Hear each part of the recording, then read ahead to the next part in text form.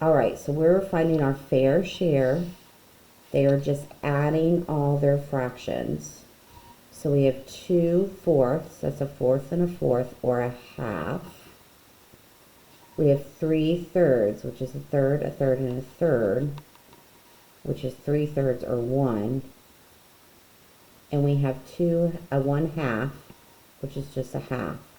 So if we put this together, we end up with 2 wholes. Now we're going to divide 2 wholes into 6 equal pieces. 2 divided by 6. 2 divided by 6. Remember, our division problem is just a fraction.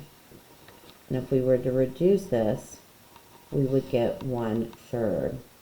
So if I cut my wholes into pieces for 6 people, 1, 2, 3, 4, 5, 6, each person would get 1/3 of a sandwich.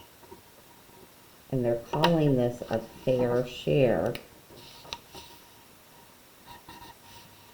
but we're going to call it an average or a mean.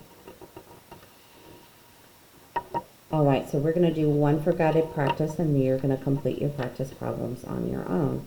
Go ahead and stop your tape here and do your guided practice, your one problem here, and then when you're ready, you're going to start it.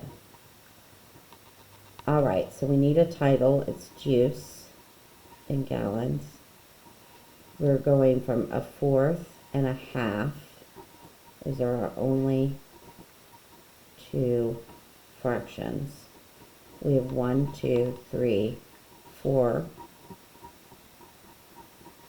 We have 1, 2, 3, 4. All right, now we're going to add it. A fourth, a fourth, a fourth, and a fourth is 4/4, or 1. A half, a half, a half, and a half is 4/2, or 2. 2 plus 1 is 3. Now, how in the world do I figure out how to make a fair share? Well, how many different people do I have? 1, 2, 3, 4, 5, 6, 7, 8. So I need to split this 3 gallons divided by 8 people. And we know a division problem is just a fraction. They each get 3/8 of a gallon. All right, now this is the one, finding a mean, use all the time. So you're going to get all different amounts of food, and you have to share it out at a party.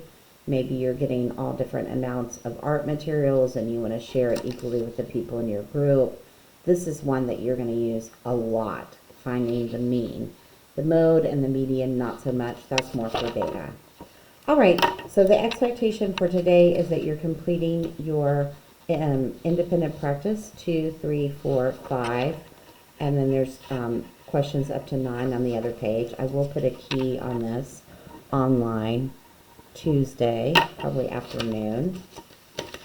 And then if you'd like more additional practice, you can work on your homework, and I'll put a key on that as well. So your main expectations are that you are writing up your ERQ and doing your independent practice.